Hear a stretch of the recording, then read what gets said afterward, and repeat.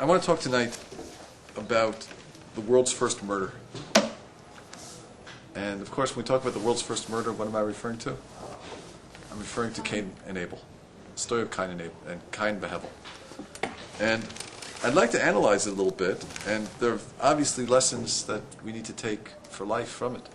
First of all, we have to understand, before we discuss this murder, that we have a certain principle in life, in Judaism, a fact of reality, that a person never ever does anything wrong. Did you know that? The human being never does anything wrong. Before we do anything good or anything bad, we will convince ourselves that what we are actually doing is good. Now that's a reality.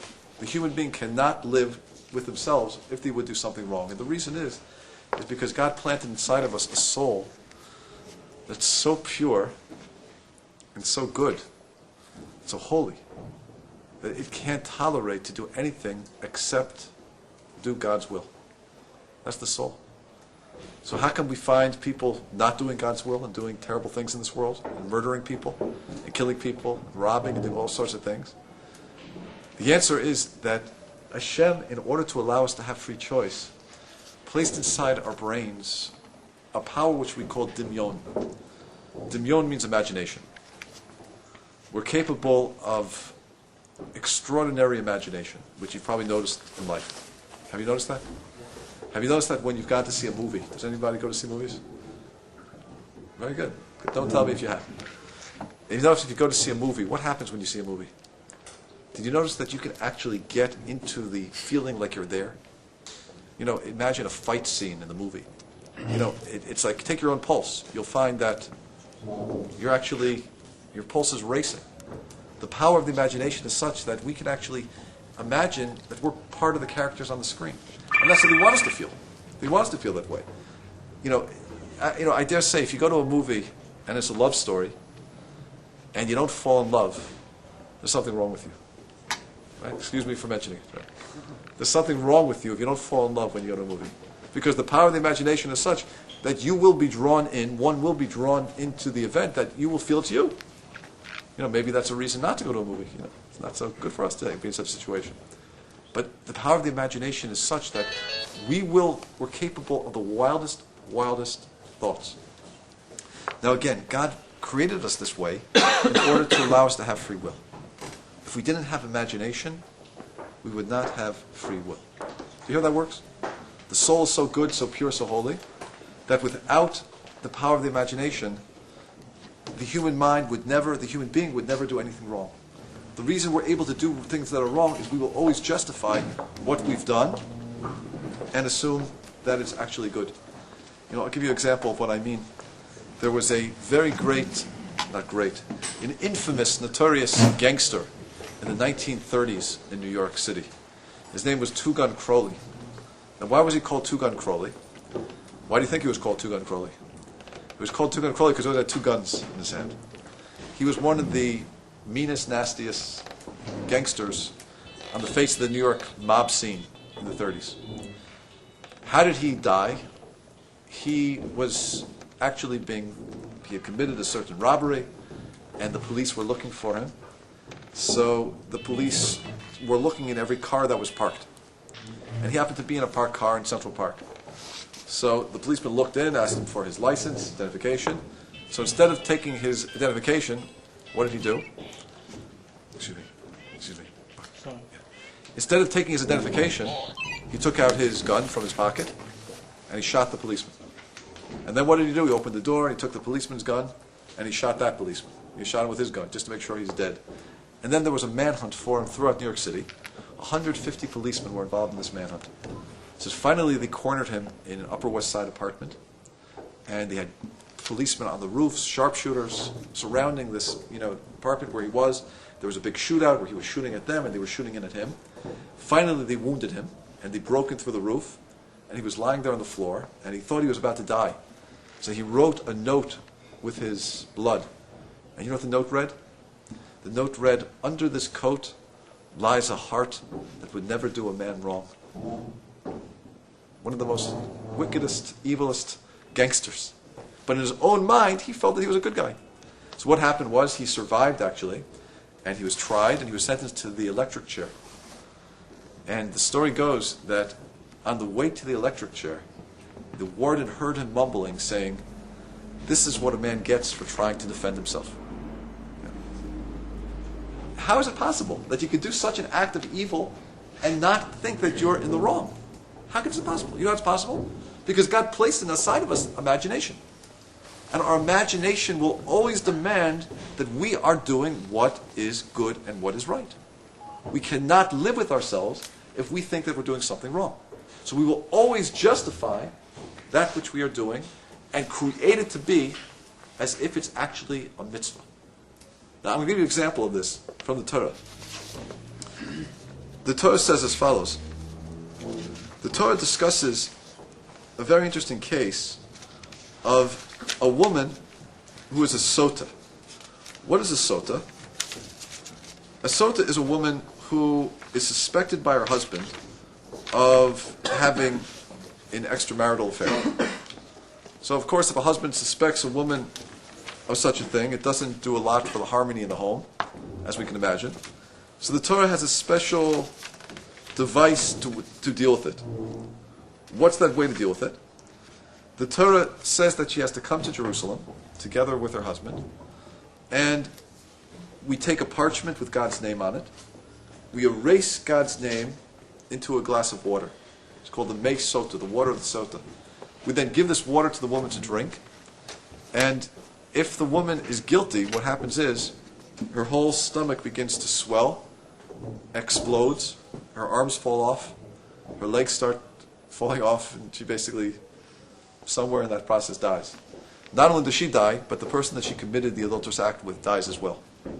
Now, if she is innocent, what happens? Actually, she drinks the water. Not only does she live, but she and her husband are promised blessing, children, and all sorts of blessing in their life. So it's one of the devices that God gives us in order to ensure that there will be marital harmony in the home. God says, erase my name in order to bring about marital happiness. If a husband suspects his wife, it's a terrible situation. Now remember, it's a situation where he doesn't know what happened, he just suspects. But we have to resolve the doubt. In order to resolve the doubt, there's that ceremony called the waters of the sota. Now we can't do it today, of course. We require the Beis HaMikdash, we require the whole system of sacrifice, of korbanos. It doesn't happen today. Don't worry about it, don't worry anybody. Right? You're not going to read about it in the Jewish press. Woman blows up. Doesn't happen. But we did have a certain time when we did have it. And again, God says, erase my name to bring about peace. Now, it's interesting. The way the Torah refers to it is she's called a sota. A sota. It's interesting because the word sota in Hebrew shares the same, basically, sound as a word called shoteh. Shoteh means somebody who is crazy. Like she's insane, she's crazy. So Rashi comments on the verse and says, the reason she's called sota because it sounds like shoteh, which means crazy, and it says a person never commits a sin unless they've gone crazy. A person will never commit an act of adultery unless a ruach shtut, a wind of insanity overwhelms them, and that causes them to go ahead and do such a sin, such an adulterous act. It's called an act of insanity. Let me ask you a question. In American law, if somebody's insane, are they responsible for their actions? So if this act is an act of insanity, as Rashi claims the word means, it's called sota from the word shota, stupidity, insanity. So how can we convict her to death? How can we try her and give her the death penalty? It doesn't make sense. Just like in American law, an act of insanity is a legal defense, so to a Jewish law. If a person is a shoteh, is insane, that is reason to say they're not responsible for their action. How can an insane person be responsible for their action? So how can this lady is subject to the death penalty? How can it be? Do you hear the question? So the Sifsei Chachamim, one of the commentators on Rashi, commented something very interesting. When it says that she's a shoteh, it doesn't mean that she's insane. What it means is she's created crazy excuses. Kedei lemora heter liatzma. Let me say it again. She's created crazy excuses kedei lemora heter liatzma, in order to find a permissible reason why she's allowed to do it. You hear what I said? She's created crazy reasons in order to imagine that this is actually permissible to do. Do you hear what that means? It means that this woman who got involved in this adulterous affair, the only way she was able to commit the sin is what? Is if she found a reason in her mind why this is totally permitted. It's allowed. A person will not do any act that's wrong unless they find a reason in their mind. They'll invent an insane reason, a crazy reason, why it's actually right, and not only why it's right, it's a mitzvah. You know, I'll give you an example. Like, imagine you have two types of women. You have a woman who's a very nice girl.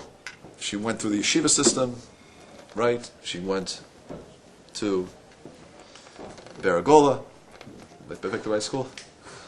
And then she went on to TBY, and then she took a year, went off to Neve Yerushalayim, and then she comes back and she's a Yirei Shemayim, such a wonderful, wonderful girl.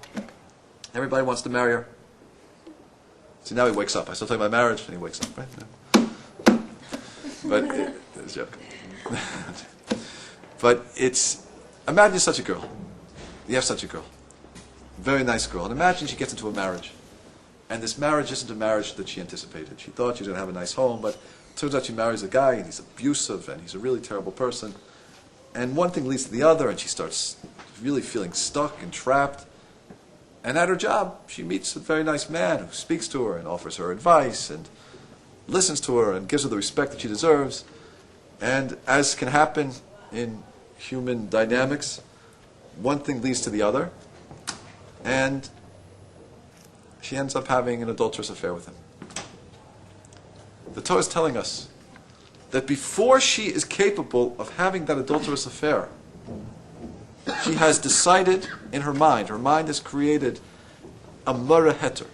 Her mind has instructed her through her crazy imagination that what she is doing is actually a mitzvah.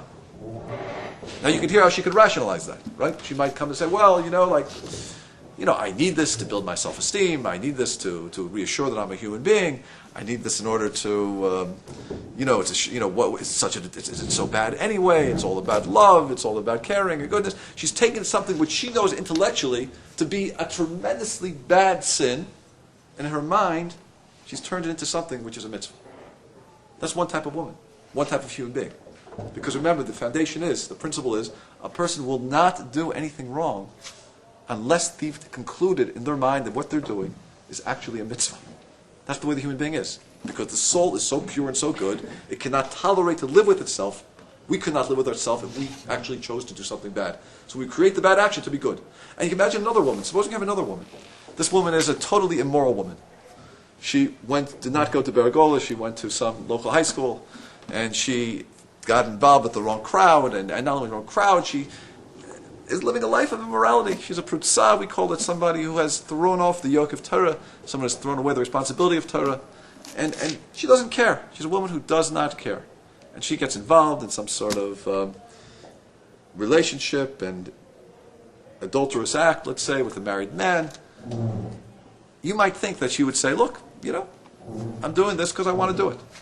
Torah's saying no.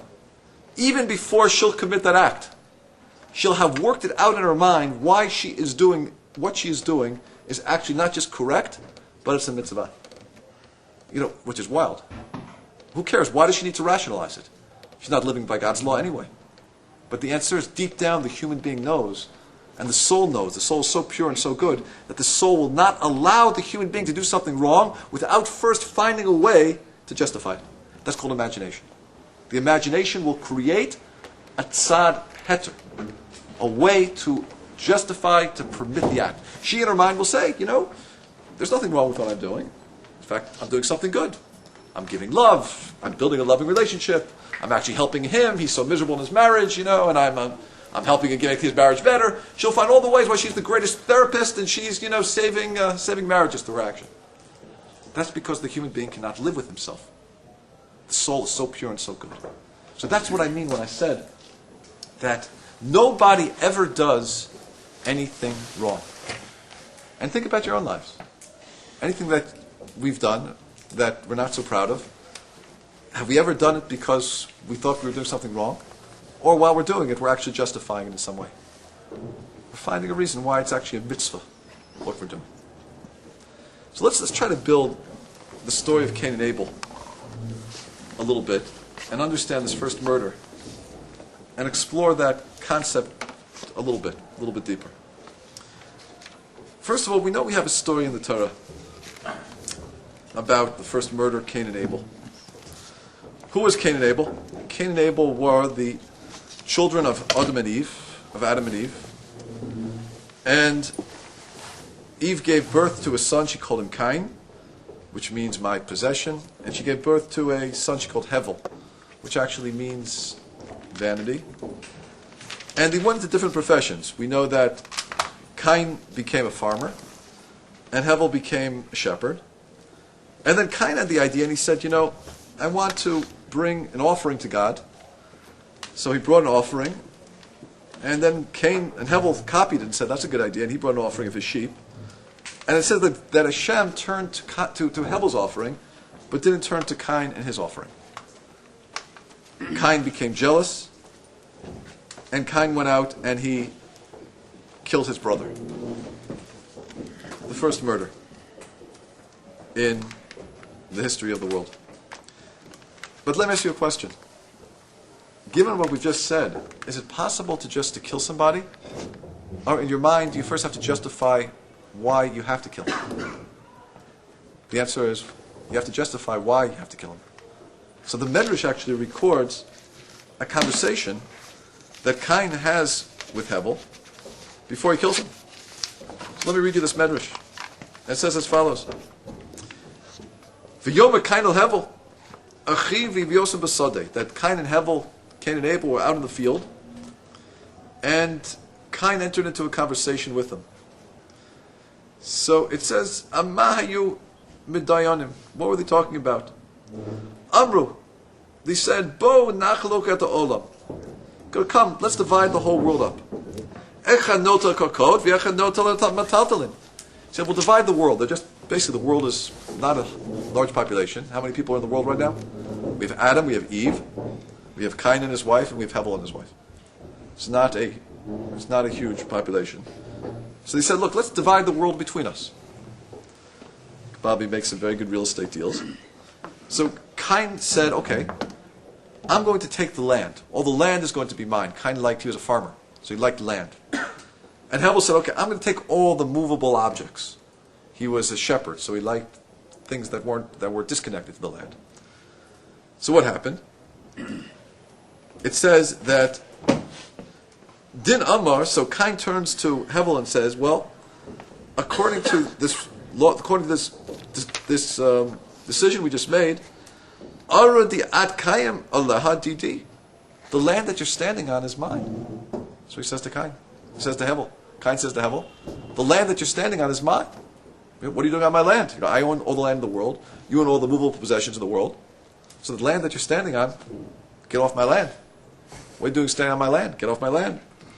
So what does Hevel say back to him? Hevel says back, but Din Amar, wait a minute. The clothes you're wearing are mine. Take off your clothes. If I take it off the land, you take off your clothes. So he says, Din Amar, chalot. He says to him, strip, take them off. So what does Hevel say back? What does Cain say back? Well, Din Amar parach, fly. If I have to take off my clothing, because I'm not allowed to wear the clothing technically are yours, you can't stand on my land, fly. So of course, Hevel can't fly.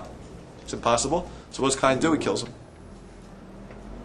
Interesting medrash. What do we learn from it? What are our sages trying to teach us? It's almost ridiculous, right? I mean, Cain is jealous. Why is he jealous? He's jealous because Hashem turned to Hevel's offering and not his offering. He's jealous. So that what really is driving and motivating him is the jealousy. But if he's going to kill his brother because I'm jealous, well, that I can't do because that's something that's not correct. The inner soul, my inner holiness, would rebel against that. So what does he have to do? He has to create a mitzvah for why I have to kill him. I have to make a situation. He has to create in his mind why Hevel is actually a thief in some way. So he looks at him, he says, listen, look, land is all mine. Get off my land. So where is he supposed to go? It's ridiculous. Right? So Hevel turns back almost in the same ridiculous manner and says, well, the clothing that you're wearing is mine. Take off the clothing. He says, oh yeah? Take off my clothing? Fly. Like, does he really expect him to fly? Oh, but you can't fly. You're on my land. You're a trespasser. I got to kill you. In his mind, he had to turn it into a mitzvah. Why? I have to kill him. I have to kill him. He's a trespasser. Trespasser comes to your property. You have to kill him. He's on my land. He's not going to fly. We see how far the human imagination will go in order to justify the correctness of our action. You hear how it works? That's the power of dimyon. That's imagination. And God created us with that tremendous power of imagination. Why? In order that we should have free will. If we didn't have that extraordinary power called imagination, we would not have free will. So I say, because in understanding this first murder, we have to understand where imagination kicks in. Nobody ever does anything wrong. Everybody will always justify their actions. I heard about another gangster. If you like gangster stories, what was his name? His name was one of the Chicago gangsters. So he justified his actions. He would rob banks and he would kill people. But you know what he said about himself? He said that he's a public servant. You know why? Because every day in the Sunday papers, there would be stories, entertaining stories about his bank robberies. So he felt he was doing a service by entertaining the public. It's amazing. I mean, it's so absurd, but that is the human being. That is us. That's I. We will not do anything wrong before we first decided in our mind that it's a mitzvah, actually what we're doing. It's not wrong, it's a mitzvah. I'm doing a mitzvah. Everything that I always do is a mitzvah. That's the power. That's the power of imagination.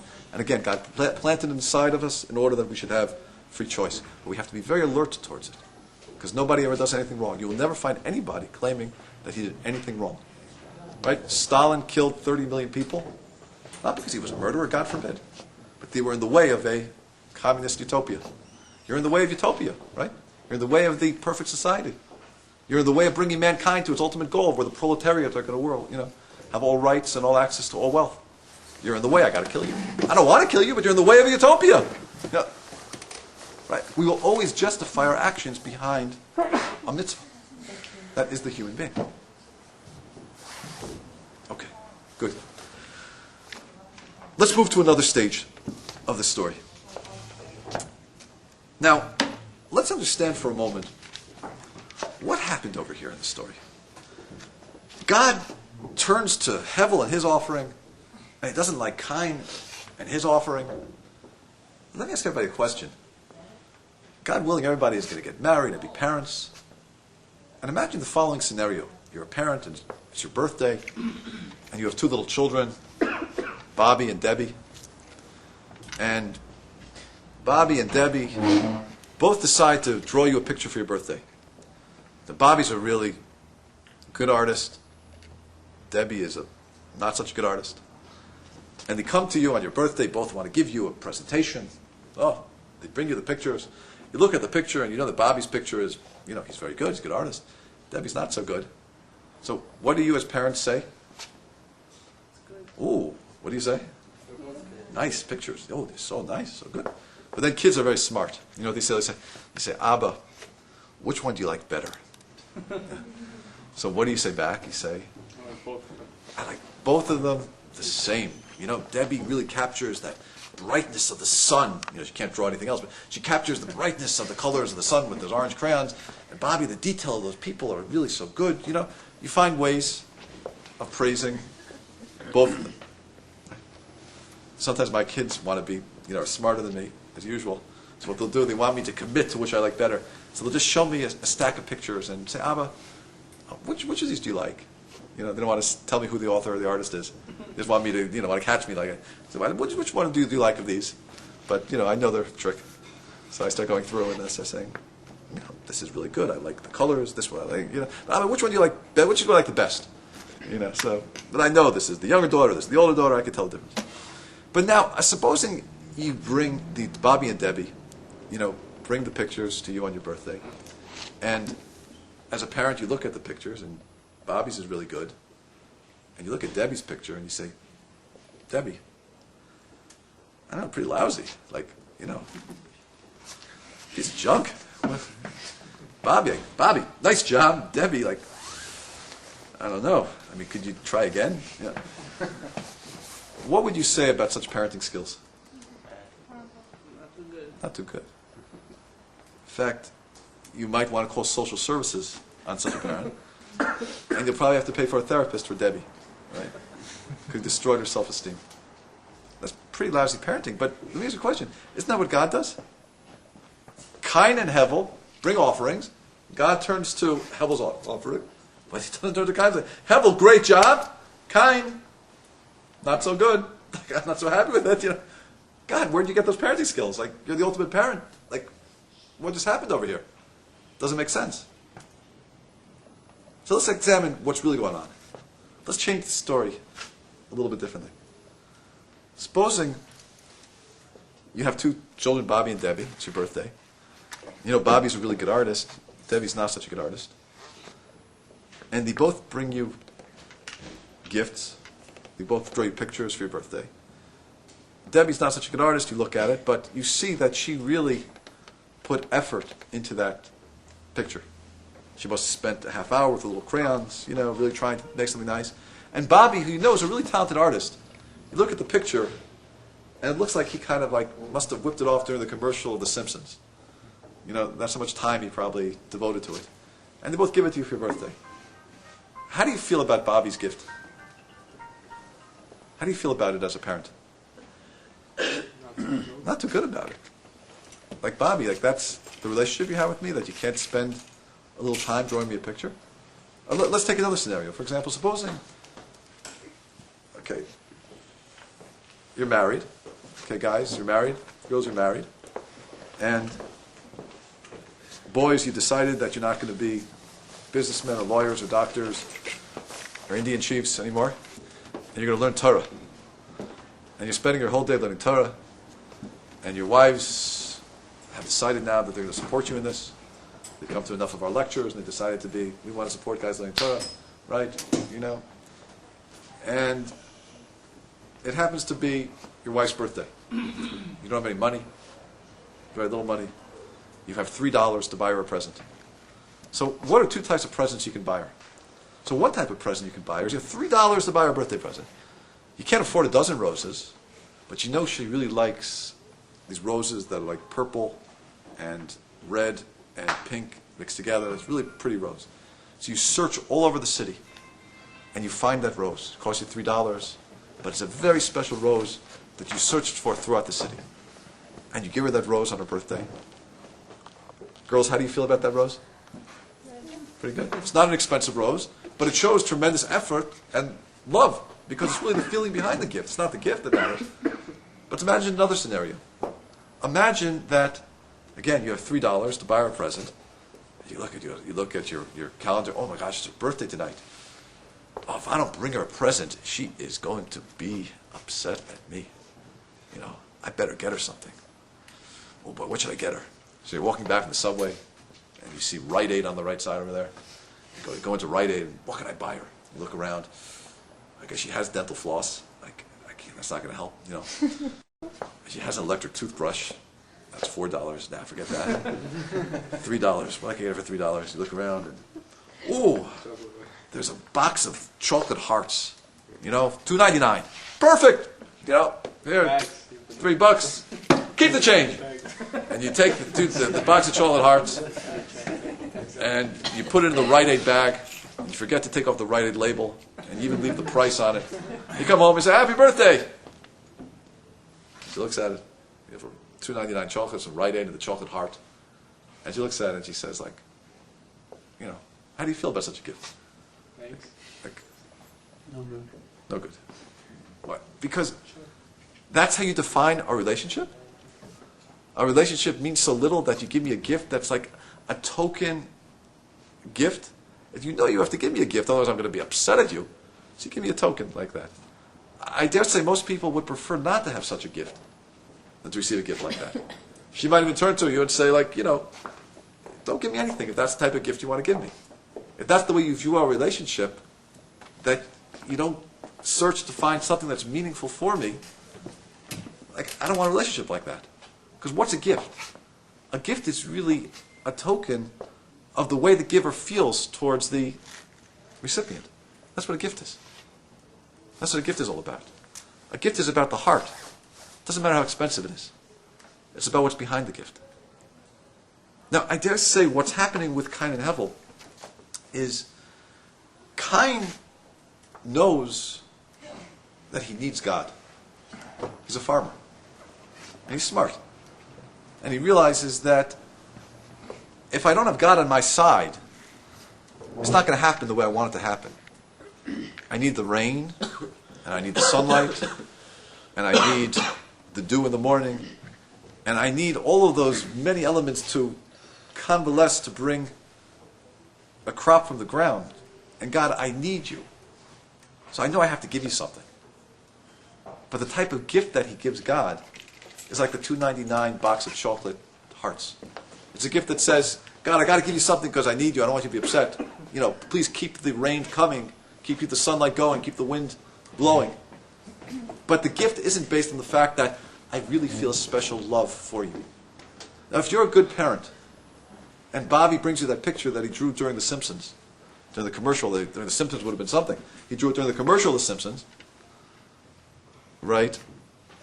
I mentioned The Simpsons, so I want you to see how with it I am. Imagine Bobby brings you that gift. He drew the picture during the commercial of The Simpsons. So what do you as a good parent say to him? As a good parent, you have to say something, don't you? You have to say, Bobby, truth of the matter is, the whole point of a gift is that I want to feel the love in the relationship. If this is the type of picture you want to give me, that's really not what I want. It might require you as a parent to say it. That's what Shem says to Cain.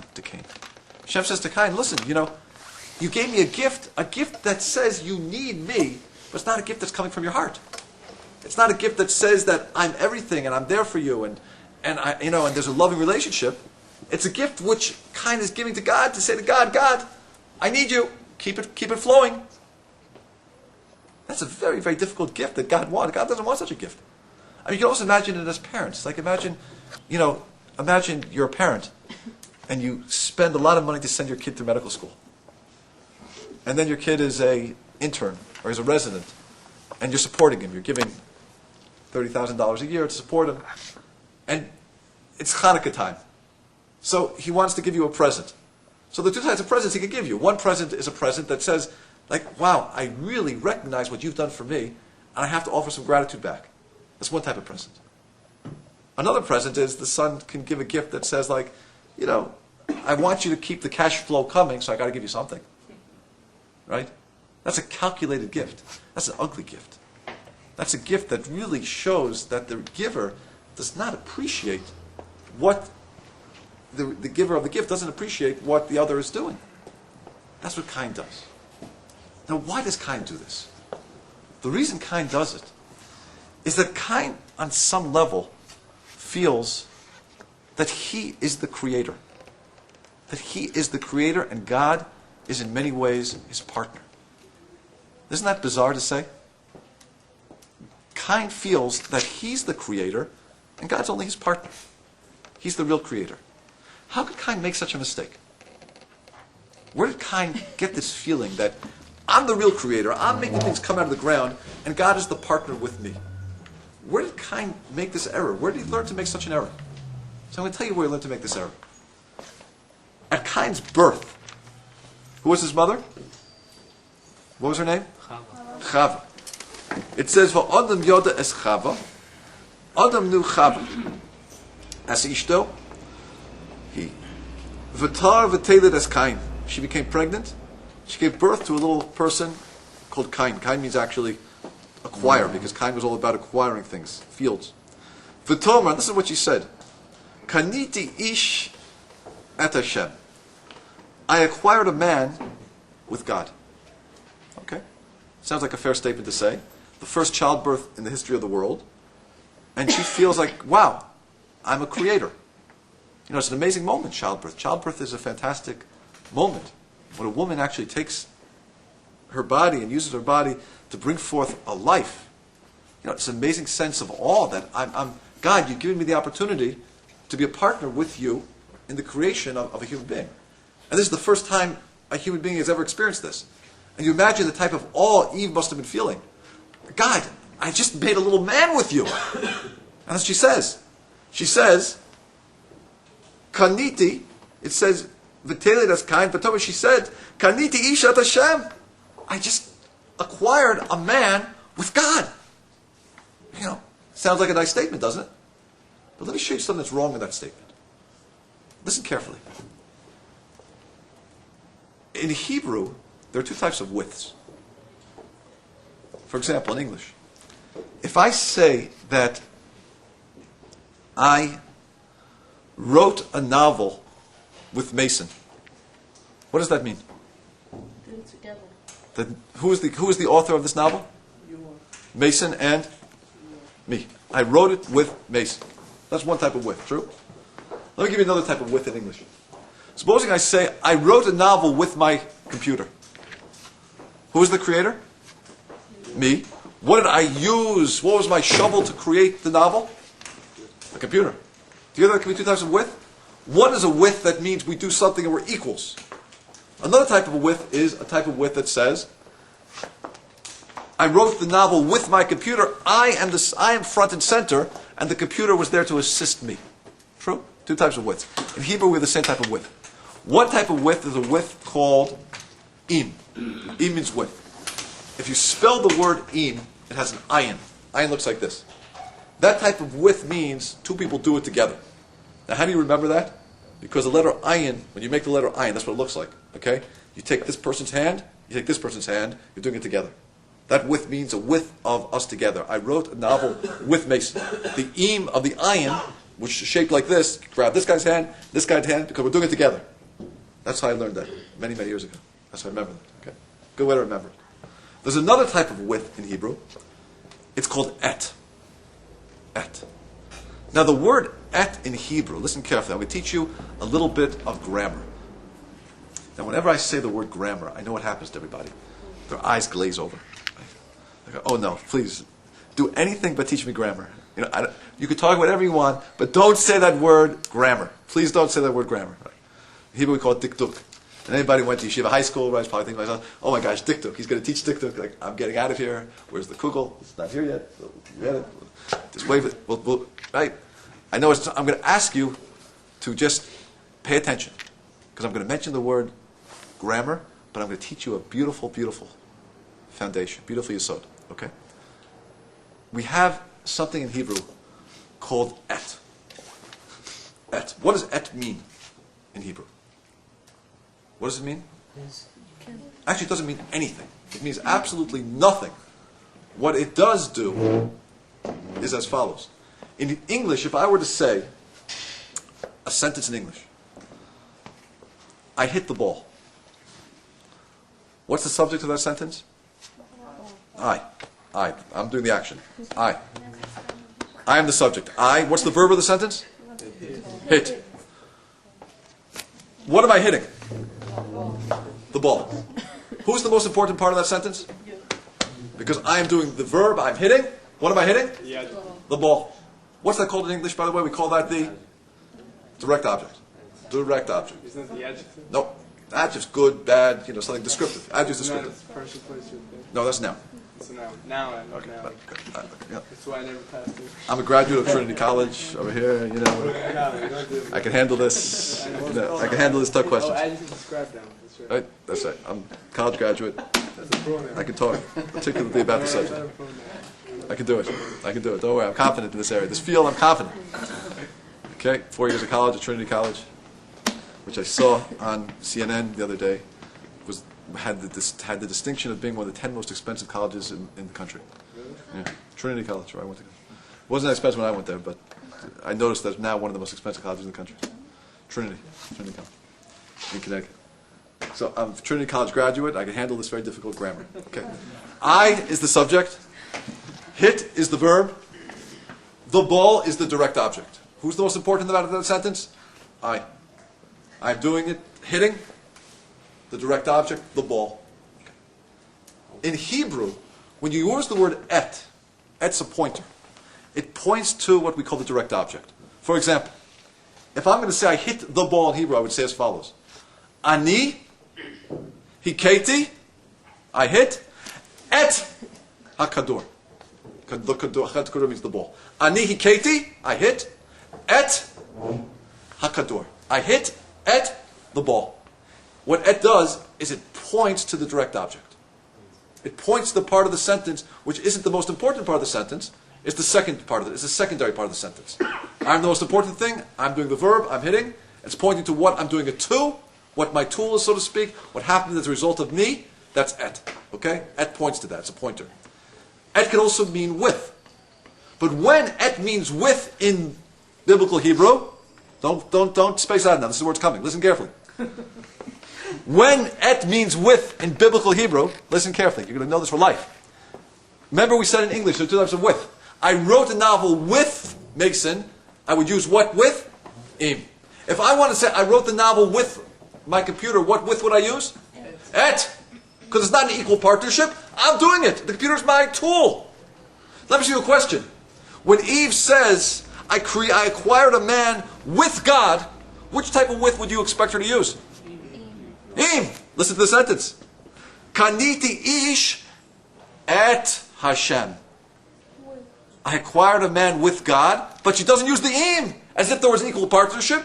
She uses the et to imply that who's the real creator? She is. And God's her helper. Is that weird?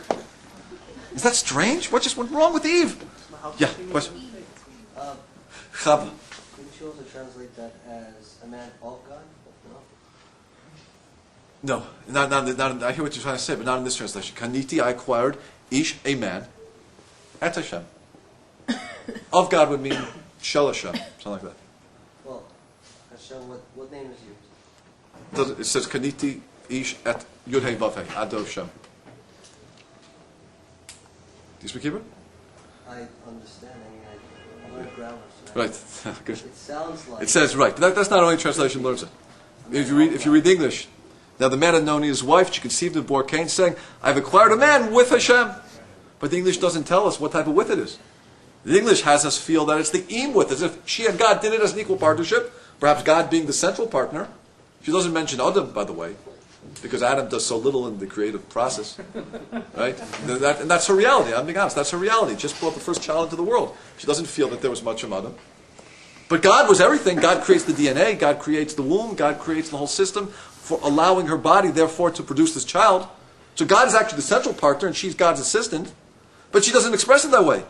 She says, V'tomer kaniti ish et Hashem. I acquired a man with God's help. Meaning, I am the creator, and God was my tool. She missed it. Isn't that interesting? She feels she is the creator. And she has a little son named Cain. And Cain goes into farming. Why does he go into farming? You know why? Because he likes to be a creator also. You know, a farmer is a very creative profession. You plant a seed in the ground. Has anyone been done in farming? Or grown tomato plants or anything like that? It's a wondrous act. And kids love it. Children love, like when you plant gardens and vegetables. Why? Because it's amazing. You put a thing in the ground, and this ground and soil combined with water and sun and all the nutrients, and all of a sudden, like, life appears. You feel like you're like God. That's really where it comes from. Cain had this creative energy. He wanted to be like God also. I want to create something. The question is, though, when you create something, who's the real creator? God? And you're his helper? Or are you the real creator and God's your helper? He brought a gift to God which expressed that he felt that he's the real creator. But I need you, God. You know, I don't want to lose you. I need you on my team. Because you do give the sunlight and the rain and all that sort of good stuff. I don't want to lose you, so I'm going to send you a gift. But it's a calculated gift. It's a gift that says, look, I need you. But not a gift that I recognize that it's all from you. And I love you for it. And I want a relationship with you. And let's build this together. And let me have gratitude to you. And let me express my love for what you've done for me. It's a gift that says, I am center stage, but I want you to keep sending the money my way. You know? That's like the husband sending the $2.99 box of Rite Aid chocolate. I don't want her to get upset, like I need her to make supper. You know, so I got to send her something. But that's not a gift she wants. That's what's going wrong here. Something has gone wrong in humanity, where Eve feels that she is the creator, and God's her helper, and her little son Cain now, as a man, feels that he's the creator, and God is his helper. What went wrong with the human being? What happened? Do you hear the problem? Do you hear the problem? Let me explain what went wrong with humanity over here and how this ends up in a murder. What went wrong with humanity is as follows. Let's go back one story in the Torah, in the Bible. We have a story called the Tree of the Knowledge of Good and Evil. The Eitz Hadas Tov Ra. We have three characters in that story. We have Adam, we have Eve, and we have the snake. The snake, we know, was actually the Satan, the Yetzer Hara, in this being called the snake. His job was to convince Eve or Adam, or both of them, to eat of this tree, of the knowledge of good and the knowledge of evil. Okay? That was his job. He was a snake. He was the Satan in this body called the snake. And the snake wasn't the snake as we know it today. It was a very high-level being. It was a being that could talk. It was a being that could walk upright. It was a being that could reason. It was a being that looked very human-like, in fact. In fact, the Torah says that the snake was arum. Arum means that it was naked. Naked means there was no fur. It didn't look like the other animals. It looked very human-like. Like you can imagine if, sometimes you read about little creatures like this in stories. Creatures from the animal kingdom that somehow are there to talk to man and help mankind. That's what the snake was. He was almost human, but he wasn't human. And who was it? It was the Satan in this being. But let me ask everybody a very important philosophical question. The question is as follows. If the snake was the Satan, is the Satan a good guy or a bad guy? Good. Wait, could you say that again? Is the Satan a good guy or a bad guy? He's just doing his job. So, the Mefarshim say that when God created the world, He commented and said, now it's Tov Mi'od. The commentators say Tov Mi'od refers to the creation of the Satan. When God says, now the world is Tov Mi'od, is excellent, that's referring to the creation of the Satan. The way we view the Satan in Judaism is not as the Christian world views it, whereas the Satan is some sort of black, dark force that has a will of its own to oppose God. God forbid. Shema Yisrael, Shem Elokeinu, Shem Echad. Shem is one. Everything is part of God's plan. The Satan is one of God's angels. His job is to work for Hashem. He works for Hashem how? By testing the human being. By creating arguments, illusions in the human mind, thereby allowing us to have more free choice, and thereby allowing us to earn more reward for passing tests. How do we earn reward? When we pass tests. That's free choice. He intensifies our free choice by making the challenge a little bit more difficult. So we get more reward if we pass it. The Satan is the only angel that is happy when we don't listen to him. All other angels are messengers of God, and they're happy when we listen to them, because that's what they're supposed to do, give us a message. And we listen. It said the Satan is happy when we don't listen to him. He doesn't want us to listen. He wants to test us, but not to listen. He works for Hashem. Hashem wants us to succeed. He too wants us to succeed. Okay? The Satan is actually working for God. Very interesting statement. Hear how it works? There's an amazing statement in the Gemara Kedushin that says like this. It says, actually we'll hold it for a moment. But the Satan works for Hashem. Let's get that clear. The Satan is God's angel. So let me ask you a question. What happened as a result of eating of the fruit? What were the consequences? Well, let's see. There were punishments. How was Eve punished? Eve was punished how? Difficult childbirth. Good. How was Adam punished? That now the land you have to work and toil to produce produce from the land. Now, how was the snake punished? Well, let's see. Three things, right? Number one, it says that its legs were cut off. Number two, it was reduced to an animal that crawls on the ground. It lost its form of that human-like form and became a reptile, something which we're very not comfortable with. And number three, it says the human being will hate it. Will have hatred of the snakes. Do we hate snakes? Does anybody like snakes? No. You like snakes. I read in the Guinness Book of World Records that someone took a bath with 508 snakes. Oh my goodness. Now, why is it in the Guinness Book of World Records? You know why? Because it's weird. People naturally do not like snakes, right? We look at the snake and we feel very disconnected from the reptile world, right? We go to the zoo and we see the cuddly koala bears, and we see the monkeys. Oh, they're so cute. And then we go into the reptile house, and what do we all say? Oh, gross, right? Like, this is disgusting. I don't want to be here anymore. You know, it's interesting because it's so weird, but like it's. But we still go there. We still go there because we like weird things, but we don't feel any desire to like cuddle up with the snake. True? Okay, here comes the philosophical bombshell of the night. Listen carefully to the bomb. Here it comes. Everybody ready? The bomb is as follows. If the snake is God's angel, and if the snake is working for God, that means what? That he's a robot. He's doing exactly that which he's programmed to do. He's programmed to intensify Eve or Adam's free choice by trying to convince them to eat of the tree. He's doing exactly what God wants him to do. If so, why is he punished? Yeah, that's the question. Good question. Do you hear the question? Have you ever been bothered by this question? Yeah. Good. Since the last letter. Good. Now we're going to explain it. What's the answer? If so, why is he punished? You can't punish a robot. You can't punish your bread maker. If you set your bread maker to go off after 3 hours, and your bread maker goes after 3 hours, and then you say, oh, I didn't like that. So you take off the legs of your bread maker, you know, and you rip off the handle, and you pull out the plug, and you throw it out the window. No, it's ridiculous. Your bread maker did exactly that which you programmed it to do.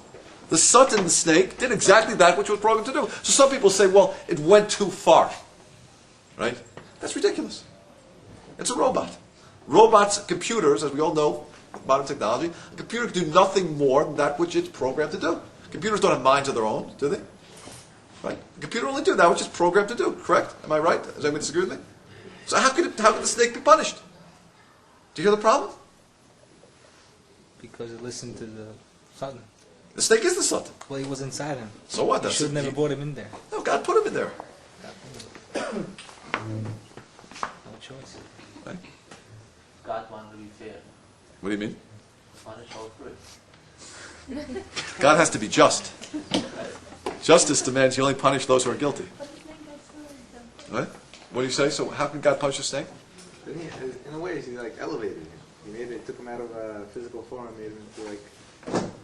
To a disgusting low creature they're calling it. No, but that's not the Satan anymore. The snake is not the Satan. Okay. Now he's the. But why? The Satan isn't a low creature. The Satan is one of God's angels.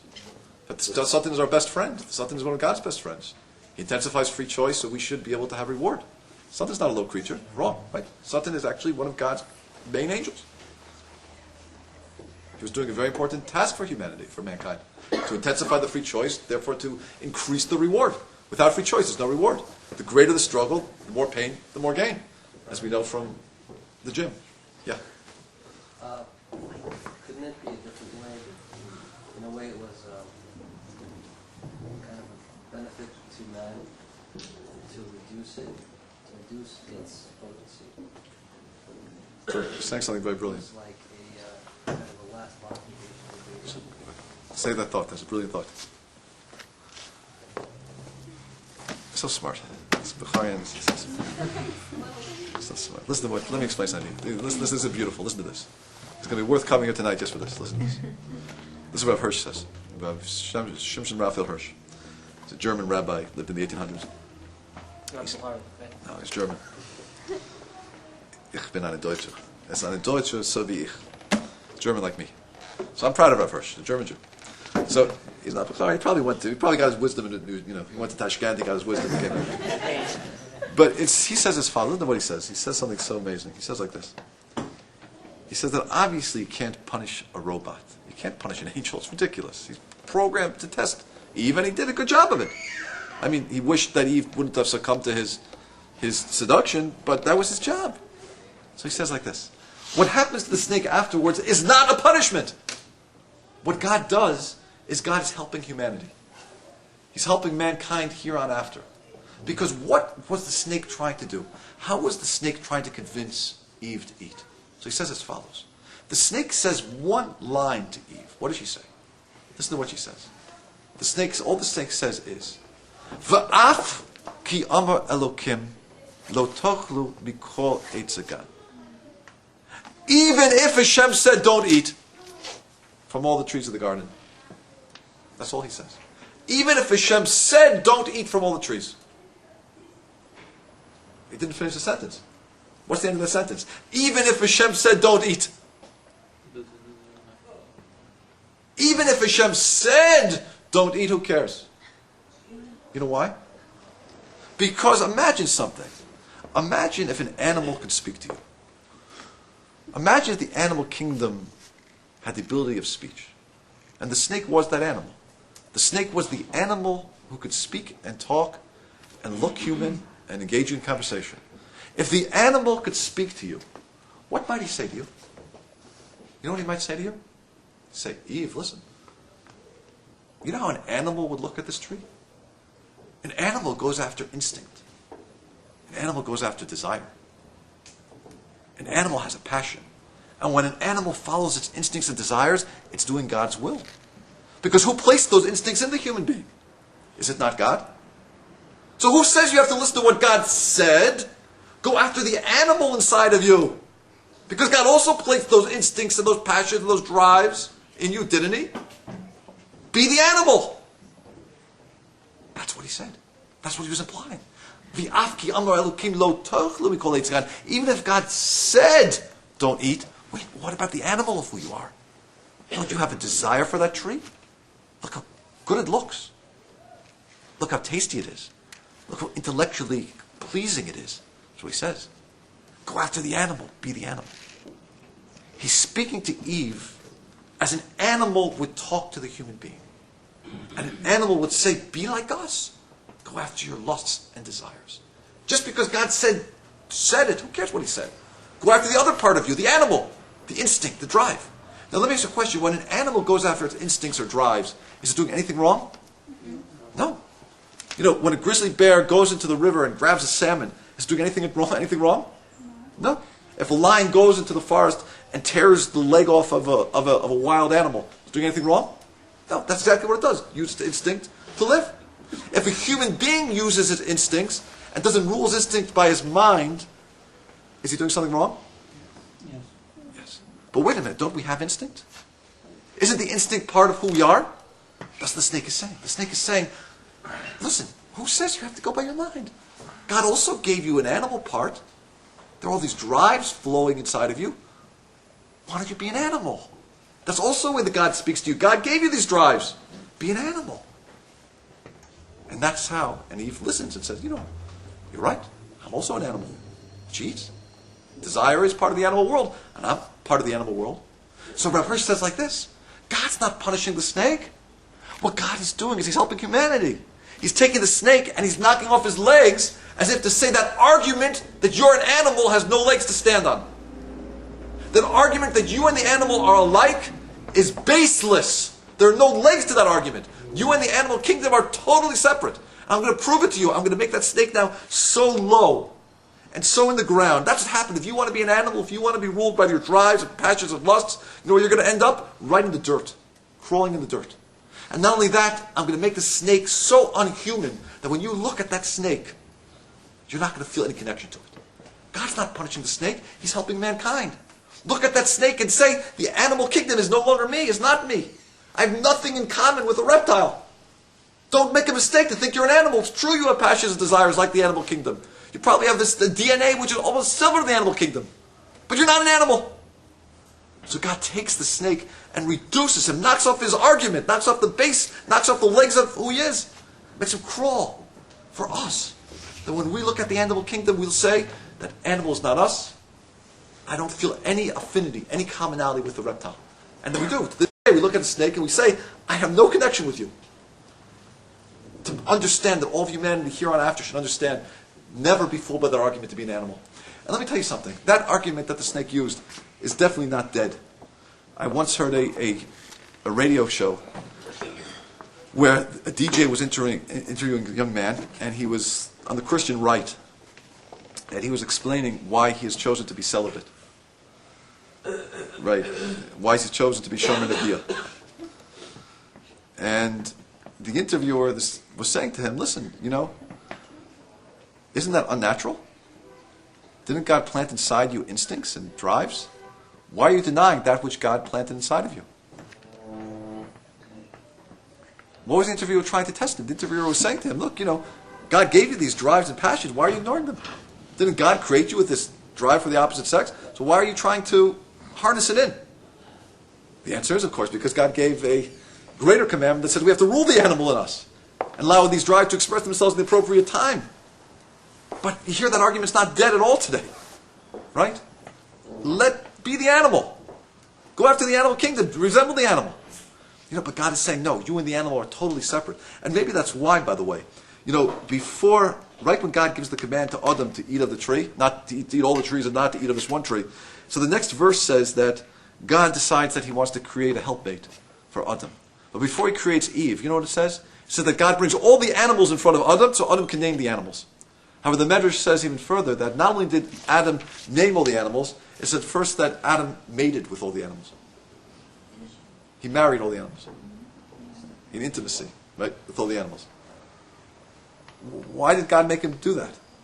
Didn't God know that, he and the walrus are not going to be a proper shidduch? He and the hippopotamus just aren't going to click? I'm sure people have been on certain shidduchim where they felt like, I feel like I'm with the hippopotamus over here. I don't know why this guy set me up, But, God in his infinite wisdom surely understood that this is not going to be our harmonious marriage, So why did Adam first have it's bizarre. Have intimacy with all the animals, so it says. I'm not making it up. And then he said, okay, it's not going to work with anybody. I have to make Eve. I got to make somebody from his own flesh who resembles him. Boom, we got an Ezer connected. We got to help him. So you know what the answer is?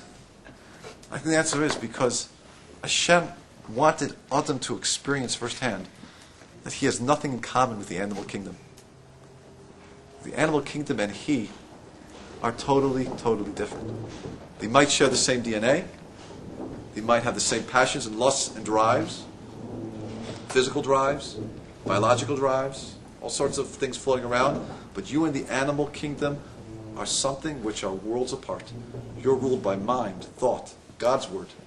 And your job is to overcome the animal in who you are. So the snake's never punished. Expressed it very beautifully. The snake is never punished. The snake is merely, God reduces the snake for humanity to learn the lesson that the argument the snake used, be an animal, is totally baseless.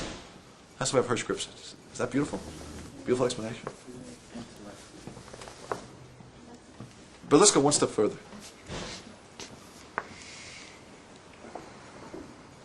What happened as a result of eating of this tree? What happened? What happened? What happened is that this drive, which we call the Yetzer Hara, went from the outside, and that was brought on the inside. Let me define something. We talk a lot about this word called the Yetzer Hara. Right? Give me a definition of Yetzer Hara. Bad inclination. So, good, evil inclination, right? I understand why you said that, because that's the way we always translate it. But why is that translation totally wrong? Right? Because that's not what the words mean. What does the word Yetzer mean in Hebrew? Because this is going to be a little dictic lesson.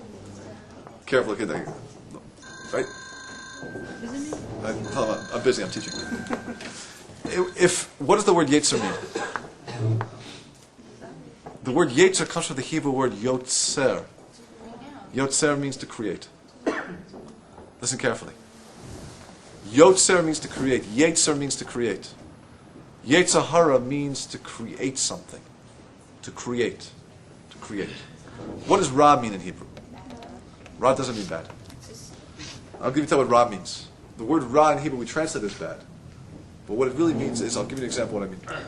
When we say, for example, when you blow the shofar, what's the sound called when you blow? What's that sound? Rail. True. Ah. You hear the word Ra in there? Is it a bad sound?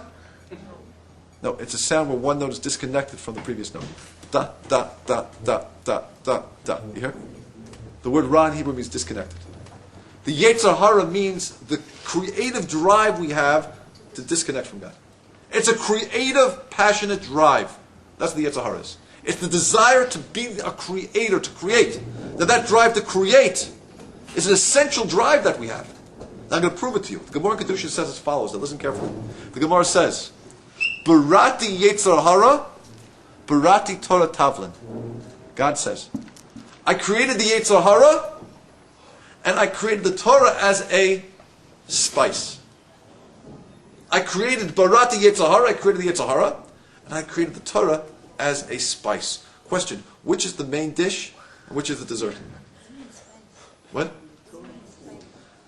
Well, let me ask you a question. What do you put spice? If you were, if I say Barati Yetzer Hara, I created the Yetzer Hara, and I created Torah as a spice. If I were going to serve you a meal of spice, would you be very happy? If you were on a desert island and I could fill up your freezer with a freezer full of steak or a freezer full of paprika, which would you choose? A little bit of both. I think you would choose the steak, right? Now, I mentioned steak because I have to tell you where I was tonight. I happened to be at the Prime Grill in Manhattan. Prime Grill Manhattan. I had the best steak I've ever had in my life. Unbelievable. I went with this friend of mine I'd seen from college in 22 years. I went out there, and I had this T-bone steak. It's $40. $40. The bill came to $300. It's two people. 300? With the tip. Now, who paid? You paid. He took me in. Sure. What's that? Unbelievable steak. I'll tell you, that steak was so good. They give you these French fries. They don't just put French fries on the side. They put French fries on a plate in front of you like a log cabin. One stacked on top of each other like a little log cabin. Well, $300. $300. Then you have 6 people hovering around you. 6 people hovering around you, pouring your wine. Coming over. A guy clears your little. You have a little thing there. A guy goes with a knife, scrapes your grape, put it away. So delicious steak. I had a great time. Really, really good. But in any case, if I was on a desert island and I had a choice between having a freezer full of T-bone steaks from the Prime Grill or a big batch of cumin, I think I'd go with the steaks. This is what God says. Barati Yetzer Hara. I created the Yetzer Hara, and I created the Torah as a spice. Which is the main course and which is the extra? The Yetzer Hara is the main. The Yetzer Hara is the steak. Barati Yetzer Hara. Barati Torah Tavlin. I created the Torah as a spice. The Yetzer Hara is the main dish. And the Torah is the spice. Is that wild? What does that mean? That means he expects us to be disconnected to him. So what does it mean? What does spice do to meat? Flavors, taste. It flavors it. It gives it taste. In reality, you know what spice does to food? The spice directs the flavor. It directs the flavor. You can have this big, massive piece of meat, but when you put cumin in it, it's one type of meat. When you put pepper on it, it's another type of dish called pepper steak, right? What happens is the spice directs the flavor, so the flavor can have a real taste. You can have this powerful, powerful meat, but it's the spice that brings the flavor where you need it to go. Now here it works. Barati Yetzer Hara, Barati Torah Tavlin, God says, I created the Yetzer Hara. I created this tremendous, tremendous passion, this creative drive inside of you. That's what the Yetzer Hara is. It's a drive to create. And the Torah says, the Gemara tells us all the time, if God didn't create this, God give us a Yetzer Hara, we wouldn't have the desire to get married. We wouldn't have the desire to procreate. We wouldn't have the desire to eat. Eating is I want to create myself to be bigger. We wouldn't have the desire to get a job and be successful. I wouldn't have the desire to create a name for myself. I wouldn't have the desire to create anything good for humanity and society and the world. The Yetzer Hara is that creative energy that we have inside of us. Is that bad? No. It's only bad when we misuse it.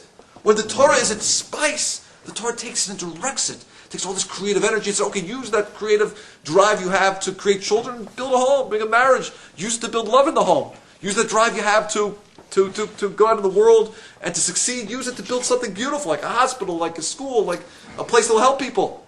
Use all that creative energy, but channel it. Use the Torah as a spice.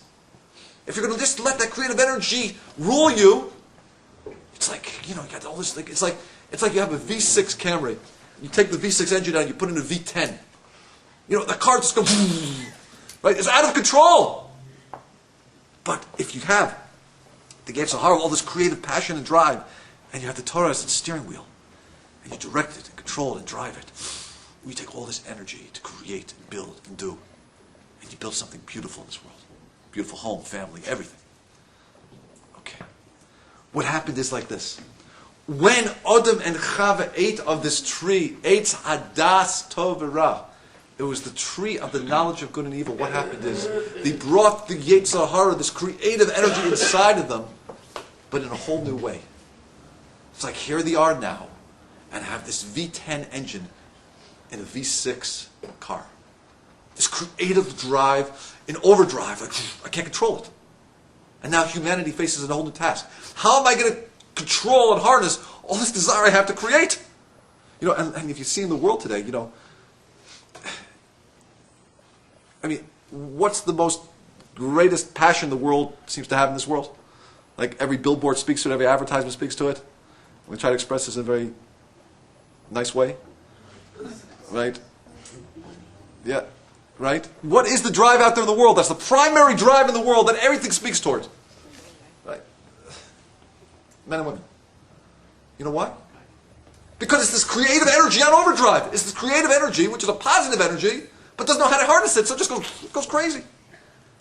That's a function of having eaten of the tree. That's a function. So Yetzer Hara is these passions and lusts and desires inside of us. It should be controlled by the mind, but now, after eating of the tree, this creative passion is almost like out of control. And now humanity's test is always to limit it and to control it. And we need a Torah now. God has to create a Torah to direct it. Before they didn't need a Torah. Now he needs a Torah. To direct and harness all this energy. See how it works. So what happened? Eve, we see how victimized she is. What does Eve say? Eve produces a child. And she's so enamored. I created a child with God. But what does she say? Who's the creator? This creative energy inside of her, this desire to create, makes her feel like she's the creator. I'm the creator. And God was my helper. Cain, in his desire to create also, I want to create from the soil like God. I want this creative energy. I want to have this yetzer to create. I want to be a creator like God. What does he say? God, you're not the creator, I'm the creator. Right? But I need you, so I'm going to send you a gift because I need you. I'll send you a box of chocolates. But I'm the real creator. This is the Yetzer Hara in the person now on overdrive. Eve struggles with it and fails. She doesn't realize that God is the real creator and she's only a partner. Cain struggles with it and fails. He really thinks he's the creator and God is only his helper. Because he sees himself as the creator. Now this is a dangerous place to be. Because when a person sees himself as the creator, what does he see? He feels that he is the center. And if I'm the creator, I'm the center, it's all about me. And therefore anybody who's in the way of my mission, needs to be eliminated. So what happens? Basically, God turns to Hevel's offering, not the Cain's offering. So when you feel that you're the center of it all, and you're the creator, and like everything revolves around you, and this guy gets more recognition, what do you want to do with such a guy? Get rid of him. I can't get rid of God, but God can get rid of him. He's taking away from me. I see myself as everything, and he's getting more attention. I got to get him out of the picture. It hurts me too much. What happens? The first murder. The first murder takes place. Now it's interesting. Does God punish him? Yes, Cain is punished, and not only is Cain punished, the first thing that Cain says after he kills his brother is he looks at the world and he says, my gosh, he says, everyone is going to want to kill me now. So what does it mean everybody's going to want to kill me? How many people were in the world then? Two. Yeah, Adam and Eve, and Hevel's widow, and Cain's wife. That was it. So what does he mean that everything is going to want to kill me? What does that mean? What's he talking about? You know what he's talking about? He's talking about the animal kingdom. Because you know what he's realized? By giving into these passions and lusts and desires, he's reduced himself to an animal. I'm now resembling the animal kingdom. And if I'm like the animal kingdom, what's the difference between them and I? Why won't they try to kill me now? What makes us different is because we're in the Shema, we're ruled by soul. Then the animal world fears us. But when we act like the animal world, instinctively he knows, I'm like an animal now. And the more animal-like I am, what protection do I have? And I'm going to read to you a fascinating, fascinating medrash. And the medrash says as follows. How does Cain die at the end of his life? He dies 7 generations later. He's killed by one of his great-great-great-grandchildren. His name is Tuval Cain and Lemech. Lemech is the father of Tuval Cain. What happens? Lemech is blind. This is the end of the Parsha of Bereshit. Lemech is blind. Tuval Cain is a hunter. In fact, this is that Tuval Cain was the first to learn how to work with iron ore. The Bronze Age. The Bronze Age is beginning. He learned to work with iron ore. And he produces a weapon. And they used to go out hunting together. What happened is that Tuval Cain would look, he was a little boy, he would look and see an animal. He would tell his father, okay, draw back the bow, the crossbow, whatever, you know. And then he would say, okay, now shoot, because Lemech is blind. And they would kill an animal. So one day it says they were out hunting. Listen to this. 7 generations, this is like a number of years after the whole episode. Here they are hunting. And it says, Lemech ben beno hayashivi lidos. Lemech was a great-grandson of Cain. V'suma haya, he was blind. Yotzi letzut, he would go out hunting. V'haya beno echso b'yado, and his little son Tuval Cain would hold him by the hand. K'shayroa oso tino chaya, when the little boy would see an animal, haya omer lo, would say, Amalei, kamin chayani roa. I see an animal, metachet kashes, kenegdo, pull up your bow now against it, varag, pull out your bow against it. So one time they were out hunting, and he said to his father, I see an animal, Abba, pull out your bow, take aim. His father lets go, shoots, v'harag et Cain. And he shoots Cain, and he kills Cain. That's how Cain dies. Now listen to the end of the medrash. The medrash says as follows. Ra'oso tinok meruchoch. So they see this thing they shot dead. Harug. And they go over to take a look at it, and what do they find? V'keren b'metzcho. A horn sticking out of the top of Cain. A horn growing out of him. Amar lo Lemech. He says to his father Lemech, Avi, Hare dmus Adam. It looks like a man, v'keren b'metzcho, but it has a horn growing out of his head. Amar le Lemech. Lemech says back, Oy li zechenihu. He says, woe to me, this is my great-great-grandfather, Cain. What's the Medrash trying to teach us? Something unbelievable. Like an animal, it's like a human, but it's an animal. The Medrash is saying that Cain is killed by his great-great-grandson. Why? Because he couldn't determine, is he a man or an animal? What is he? Is he an animal? He sees this thing here. He looks like a man, but he has a horn. Is he animal or man? I don't recognize him. What is it? And in fact, what the Medrash is trying to teach us is by Cain giving into his passions and being ruled by those animal instincts and not overcoming those animal instincts, what did he become? He became one step closer to the animal kingdom. To the point where he was almost indistinguishable. Is he animal or man? Very fascinating. He became almost an animal. That's what's trying to hint to us.